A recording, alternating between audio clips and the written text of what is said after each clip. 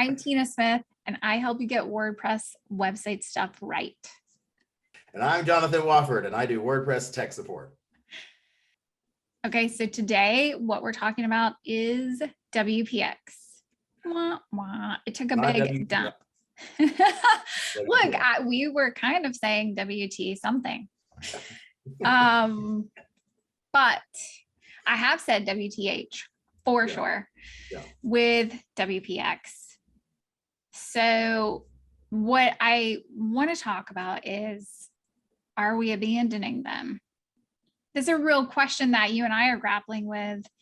Do we abandon them because we refer people to them regularly? A lot of our clients were affected by this outage. It was a bigger outage than we think it should have been. We think that they should have had some redundancies in place. And so now what do we do going forward? Are we abandoning them first? Second, if not, what are we looking for them to come do? And what will be some signs for us to say, okay, that's just not enough. We're going to have to go in a different direction. Yeah. So I've been in this game long enough that I've seen it's growing pains. That's what this is. It's growing pains.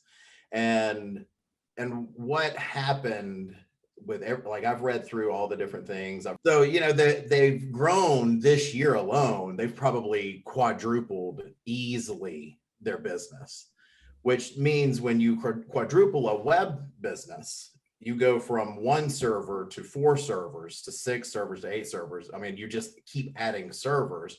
And if you don't have a team in place to back you up, then you just end up in this really bad position. I've seen this with every host that's out there. I've seen it with WP Engine. I've seen it with Flywheel. I've seen it with GoDaddy. I've seen it with DreamHost. Is that their name anymore? I've seen it with HostGator. I've seen it with Fat Cow. I've seen it with 2 Cows. Do I just naming people that don't even exist anymore? A1 Hosting. I mean, how many of these companies even exist at this point? Like WPX does things. Their response communication wise, horrible, hands down, horrible how they handled it. Okay, but let's just be clear that we're not talking about general tech support. They're really very fast and very good usually. But when their whole web chat system went down too, because their website was affected by this outage, they did not have good communication to customers like us about what was happening and when it would be resolved. So that's what we're talking about. Yeah, and again, that goes back to growing pains. You're in a single center, which is their issue, is they have a single center in the US, which is in Chicago, and they're supposed to have redundancy that's part of their SLA, which is service level agreement, with their provider. So their provider actually didn't meet their SLA, and they weren't giving the provider wasn't giving WPX any information. So WPX had no information to give to us. Yeah. So just as a learning thing for anyone who's running a business, even when you have zero information to give, what you say is, I don't have any information to give you, so that people know you're there. And that you're thinking about it and you're trying to do something about it, but maybe there's just no resolution. Yeah, I mean, and just from the communication standpoint, what I would have been doing every 15 minutes is I would have put out another message. I'm still waiting on this person to get back to me. That's what I would have said. And then everybody would have been way more calm about it. But what they were saying is, we don't know what the issue is. It's our provider. And that's communication wise, that flies all over me. I'm like, no, that we're not passing the buck. I mean, you should have techs on your team that have checked your redundancy, which they didn't. They didn't check any of their redundancy. Do I jump ship because of it? Typically, the answer to that is yes. That's how I've moved on from many other web platforms. This instant is a little bit different, because what WPX does whenever they have an issue is they actually go in and systematically reverse engineer everything that's gone wrong. And then they put stopgaps in place to resolve the issue. so that they're not ending up with the same issue 3 months down the road, 6 months down the road, a year down the road. And I've even watched them this year implement. They've hired a lot more people. I'm talking, whenever I'm on tech support, I'm talking to a lot of new people, and they don't always have the answer, so they ask somebody else, which is fine because I'm still getting that fast service, which is not typical for anybody I've dealt with previously. And I can name names on that. I don't want to start dating myself with all the companies again. So I don't feel like who wants to date themselves. right. I don't feel like it's one of those things where we need to run for the hills, because they're going to implement multiple locations. What I'm expecting to come out of this is that they have a minimum of 3 locations in the US, and they have failovers for each individual location. And then they have redundancy inside of each individual location. And then they have redundancy on their DNS, which again, if something happens in one data center and it drops everybody out on that data center, everything can go to the other 2 data centers. That's what I am expecting them to do, a minimum of 3. And again, I'm just pulling this out of air. I am, but I'm going based off of what I've already read. Yeah. And based on some past experiences of things you've seen them resolve before. Right. So you believe in their resolution process, and that's why you feel confident, at least for the time being, sticking with them. Yeah, and like they'll really have to botch this fix, which I don't expect them to. Like they're really on top of getting it right, because ultimately they've worked really hard at their reputation, and they don't want to lose their reputation over one major screw up. Yes, it's a major screw up, but and they pointed this out, which I think was in poor taste. Google had a screw up. AWS had a screw up. AWS drops at least twice a year, and they're the biggest provider. Yeah. I mean, they just are. Google has dropped out this year. And AWS, for anyone who doesn't know, is Amazon. Yeah. So at some point, you're going to drop out. It's just going to happen. That's the nature of the business. And nobody explains that. Nobody talks about it, because most of the time you see that 99.9% uptime and you're like, oh, okay, I don't have to worry about it. 5 hours during a day still meets a 99.9% uptime. It does. I mean, if that's the only time you're dropping out, then of course it does. And for how many years have they kept that reputation? It's been a long time. I will say, I agree with you. I think it was in poor taste for them to post that other companies had that without a good explanation around it and some sincere apology. Yeah. That is what felt like it was in such poor taste. It's not like, hey, I'm trying to reframe this for you, that this is something that companies like us deal with across the board, and we're going to work our hardest to make sure it doesn't happen to us again. It was really like, everybody stop being so mad at us. This happens to everybody. Right. And I would have just said it a little different. Yeah. But also just a note that we're aware that Google's time was much less. Their outage was much smaller than what WPX experienced, having a 5-hour website that doesn't work. 5 hours was a significant amount of time. And yet at the same time, to your point, it still qualifies with your 99% uptime. But I'll speaking directly to that Google outage. Yeah. That's not even their major outage of the year. They had another, right. They've had in the past year, they've had another outage that took out all of the Google apps, and it was down for an entire day. So, so the one that they posted though, they should have posted the other one then. Yeah, they posted a 45-minute one, and I was like, yeah, you think 5 hours is bad? Look at this 12-hour, 14-hour one from Google. That's, if you're gonna go for broke, that's how I would have done it. But honestly, I would have reframed the messaging a lot differently. So in spite of the fact that they seemed more defensive than humble out of the gate, what you're saying is, even if it is a defensive move versus some humility coming in there, they are protecting their reputation They've spent a long time building this. It's really important for them to get it right as much for themselves as for their users.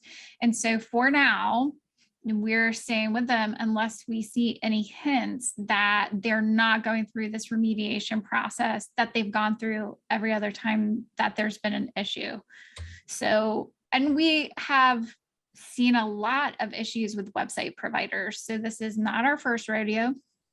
And we're not coming in and just saying, no, stick it out for the long haul with someone that we don't have any experience with. So Yeah, and even with, like, I have my own server, so I've even had downtime, because at the end of the day, you're at the mercy of the data center that you're in. And if you don't have multiple servers with failover, then you could end up with a 5-hour gap.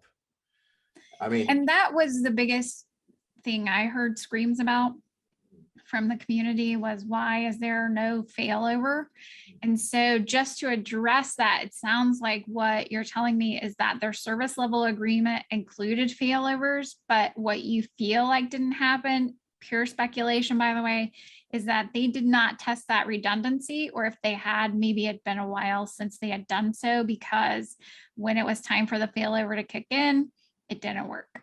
based on how it read, it read that they were like, oh yeah, it's a handshake deal. Hey, yeah, thanks for doing my web, for hosting everything for us. And yeah, your service level says this. So I I'm taking you at your word. I believe you. Okay, right. There's no there was no testing of the failover. And that's, that again, that's a growing pain. Yeah. When you go from having 1,000 users to having over 10,000 users, it shifts how you need to do things at the web server level and at the data center level.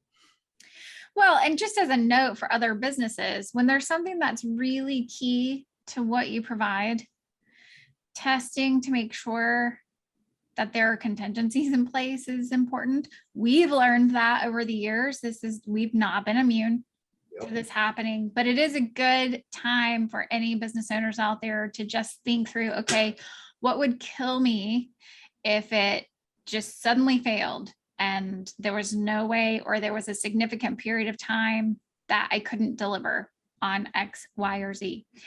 And then putting that list in place and figuring out contingencies for that. This is a great opportunity to just evaluate that for yourself. And that's why we do, as part of our maintenance, we do multiple backups. So, well, that's another thing to point out, is that anyone who had their maintenance with you, what was worrying for the period of 5 hours that no one was speaking to us from WPX was, is this just like a failure and it comes back online, or is all data lost? We were even worried that their backups might not be there. Yeah, I mean, that was something that people were frightened of, and I don't blame them. If you have one website and it generates all of your income, yeah, absolutely. I would be 100% scared to death that my data was gone. My clients didn't have to worry about it, because I was like, I got the data. If it doesn't come back up, I've got the restores. We'll just restore it and we'll get you going. Right. So you are not a failover for that, because everyone who was on WPX is pointing to WPX server. So there's nothing that we could do about that for a period of time. However, if that data had disappeared, you had a backup for anyone who's been working on your maintenance plan. So I felt safe for at least the clients who have gotten a maintenance plan with you, that all of our data was going to be okay. But that, we missed 5 hours, and that's significant. We had to stop ads and all that jazz, but we knew that our data was going to be okay at the end of the day. So. Yeah. And that peace of mind in itself was something that nobody else really had. Because I read through all the comments. And I know. Did not have that peace of mind. And I told, and I was a little snarky. I did get on there just because sometimes. No, you know what I thought about your post though? And it was interesting because you did get on there. You were not the first to comment, but you asked some questions And there were a lot of people that were really angry, and you could tell that in the comments. I thought the comments that you posted seemed professional, and a lot of people voted those up, liked the comments, because I think they were relevant and yet put in a professional way, and just like, hey, we're going to need some answers. Right. And here are the kinds of answers we're looking for. Right. Right. So I thought that was good, instead of just venting our anger, which we felt it, by the way. We also felt some anger around that and around the not communicating. Yeah. And the good news was, as far as I was concerned, because you and I were in communication, I knew more than people who had their sites hosted, because you could see what was happening. You could tell that they didn't have a failover. You could tell it was one server, and you were communicating nerd things to me that I don't think anyone else had the pleasure of even just understanding what was happening. And you said, this is what I think is happening. So it's not like you had insider information. You said, this is what I see, and this is what I think is happening. And when they came out with their statement, they were like, here's what happened. And it was exactly what you had said. And I was like, okay, Yeah. So see, and we were safe because you had data. So in light of that, so what we're saying here, just to sort of sum up, is WPX had a failure. Every website host does. We think it's related to growing pains because they've been so good at remediating problems in the past. We believe in their process to do that again. We think it's going to include having failovers that get tested regularly. And so we're sticking with them for now, and we'll just be on the look out to make sure that that process is being followed, and that they do protect their reputation like we think they will. In the meantime, though, if people are wanting the extra security, knowing that they've got a data backup that's not necessarily on all the same server and all that jazz, why don't you tell them how they can come get your maintenance package where you take care of their stuff every month? Oh yeah, so if you go to ishouldbeyourwpguy.com, and that's where I have a list of my maintenance packages. And we'll have a link below in the comments, and it's probably on the screen right now too, depending on our video editing skills. It's that way. But anyway, thank you for joining us today, and just wanted to sort of put something out there about WPX, whether or not we're seeing with them, what we think is going to be happening in the future, and how we do believe they're going to fix this going forward, and we shouldn't see this major of a situation in the future. I do think we'll probably always deal with sometimes things go down. So we're not guaranteeing that this won't happen again. I don't think any company can, but I do think the timing will be smaller, and hopefully they'll also learn a little bit about communications. But at the very least, anyone watching can learn from, hey, maybe that didn't go so well. Maybe you don't point out your neighbor's mistakes unless you're reframing it in a way that's pretty humble and coming to the table with the answer and apologies. Right. And taking responsibility for what's happening, even when maybe you don't own the whole piece. Right. So those are some things we can learn, but also get a maintenance guy that can get a maintenance guy that can back up your data, so you don't worry whether or not it's lost. And you have a little bit of peace of mind, even if your website's down for a period of time, that you're going to get it restored back to full functionality, no problems. So that's it. We did it. We did it. Bye. Bye. Just say WordPress web support is my business. I don't use the F word. Well, I mean, that goes back to conversations we've had where it's like you walk in the door and you're like, oh, this is messed up.